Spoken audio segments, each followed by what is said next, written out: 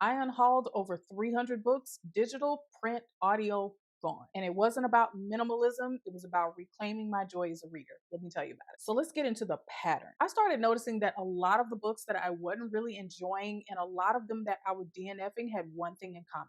They were hyped. Now, let me be clear. Hype is not bad. It just means that the book has found its audience. But more and more, I realized that I was just not a part of that audience. And I wouldn't be surprised if this is a common problem for readers like me who read multiple genres. When you're looking for people, book friends, influencers, whatever online that align with your taste, you're kind of getting this hodgepodge of people that meet certain needs here and certain needs there. And because I am someone who really enjoys going into my books blind, I was relying on a lot of people's enjoyment or excitement about a book to give me an indication of whether I would enjoy it. And even though these are people that I enjoy, I admire their taste, what lights them up just always didn't work for me. So I had to start reading book summaries. I know, duh, right? But that really alone changed everything for me. And when I tell you the minute I slowed down and started reading the blurbs on books, I mean, whole genres fell off the list for me. Domestic thrillers, can't do it anymore. Rich people doing bad things in a big house, I just can't do it. I don't care. So I went through my shelves, my Audible list, my Libby holds, my Kindle, and I got rid of every single domestic thriller about rich people doing bad things. I wanted out of my face. And I started to do that with other genres and themes as well. And once I really let go of that pressure to read what's popular, that FOMO, it got a lot easier to read what called out to me. Now, Storygraph also helped a lot. I love Storygraph. No one beats their stats. And I've talked about this in another video about what it was like to read 200 books in a year and how reading my stats really shaped my understanding of what I actually liked.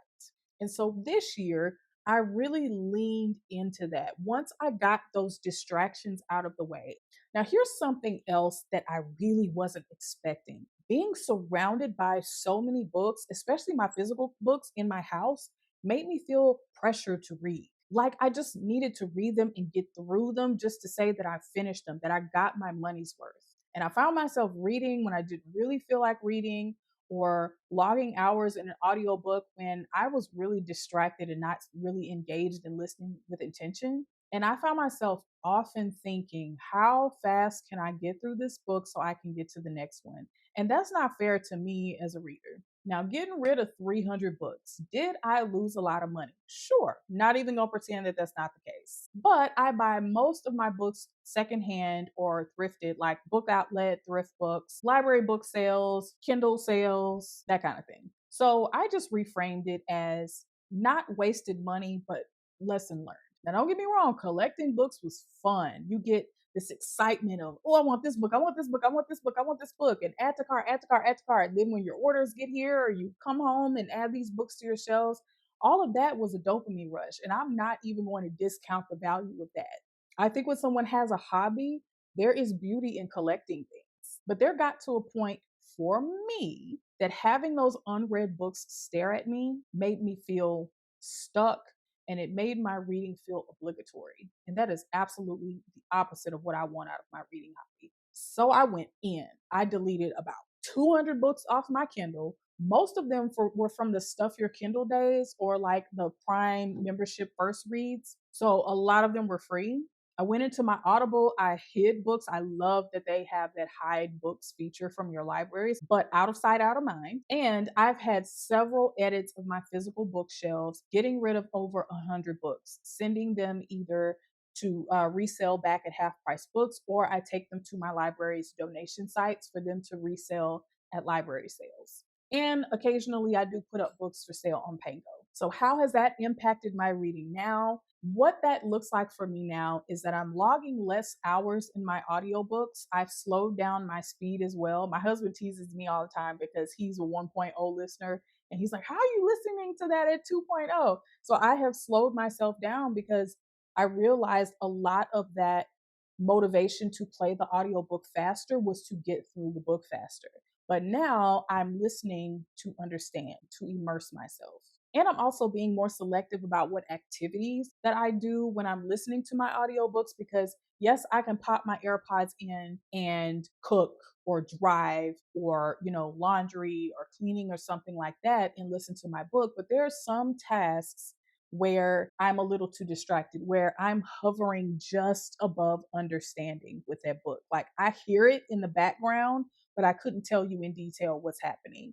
And when I start to feel myself kind of coming out of that grounded, immersed space and just start to float above the story, the first time I hear myself go, wait, what? I stop the book.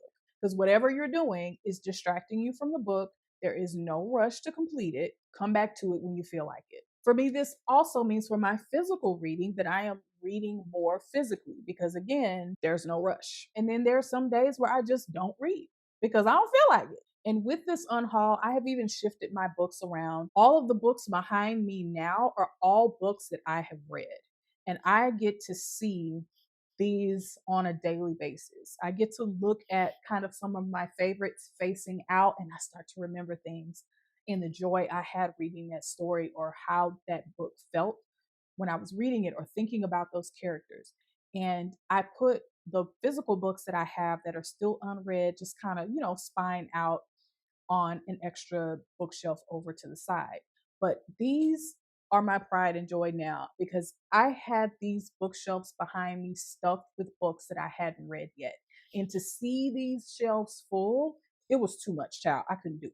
I ultimately want to go back to that feeling of going to a store, perusing the shelves, finding a book that I want to read, a book or two that I want to read immediately and read. Same goes for the library. I want to read because I want to, not because I have to, not because it's trending, not because it's been sitting on my shelf for 18 months judging and side eyeing. So, yeah, I unhauled over 300 books, but I made my way back to myself as a reader. So, let me know down below if you've ever done a big unhaul. What are your rules and how did it make you feel?